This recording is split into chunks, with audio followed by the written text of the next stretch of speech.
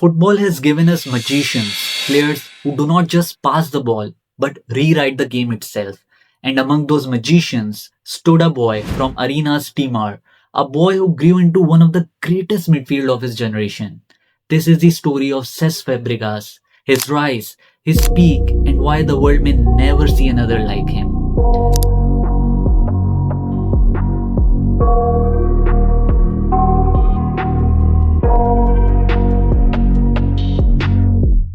I got nightmares in my head, I fear that the thoughts build up until I can't hear, that my mind fills up into a creature, and it haunts me somewhere much deeper. Anxiety, filling up every space, no privacy. And silently, it could build and build until you finally see, whoa, it's taking over, damn no closure, moving closer. No exposure, I just wanna be a loner.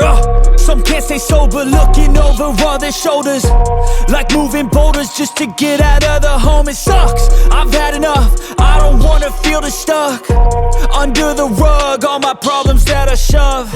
I got nightmares in my head, I fear that the thoughts build up until I can't hear, that my mind fills up into a creature, and it haunts me somewhere much deeper.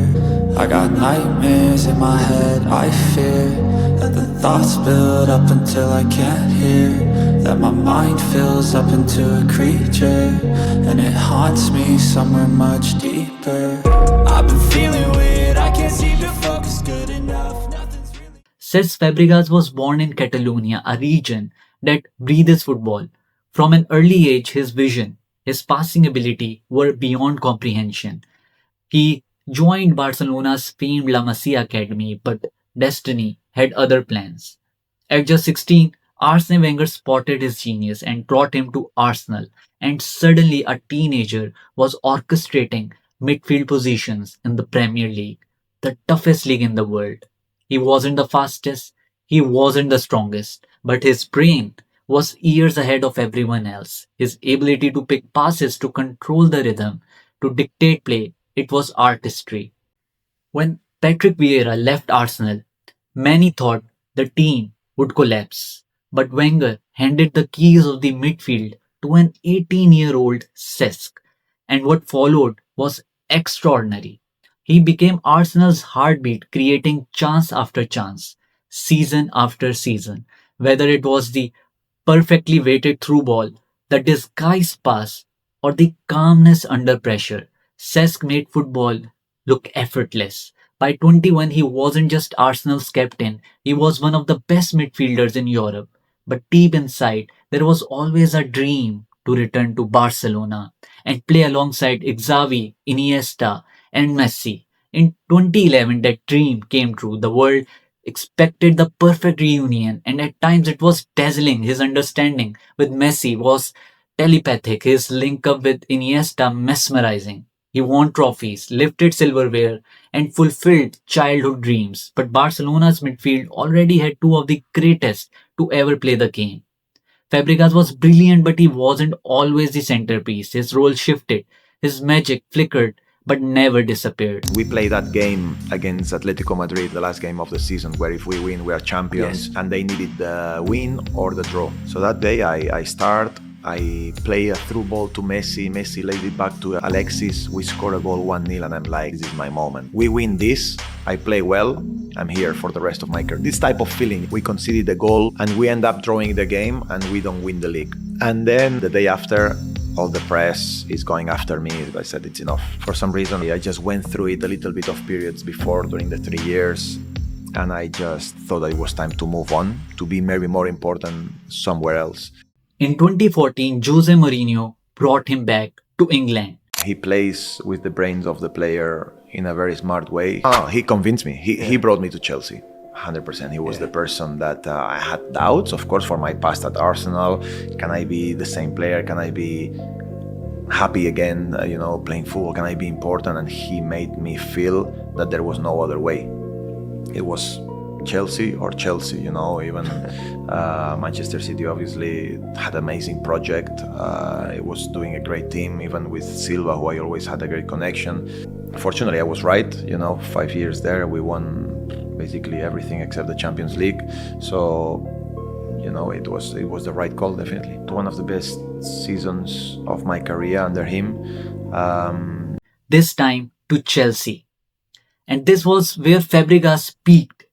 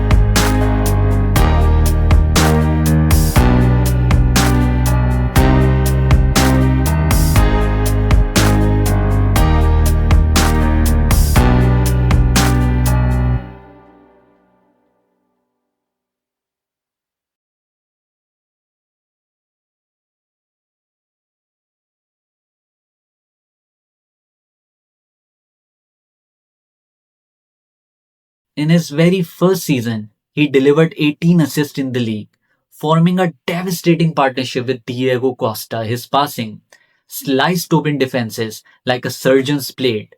Chelsea won the Premier League, and Fabregas was once again the conductor of a symphony.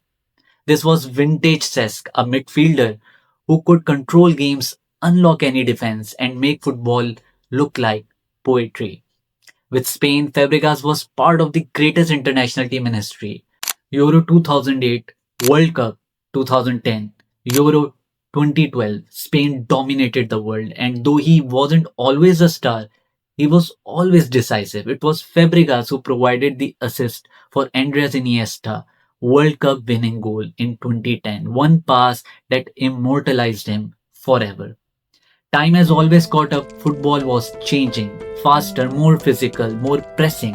Cesc didn't rely on athleticism, he relied on intelligence, but the modern game became less forgiving. His final years at Chelsea and Monaco showed glimpses of his brilliances, but the golden era had passed, and eventually he hung up his boots, leaving behind memories that still shine. And now comes the big question.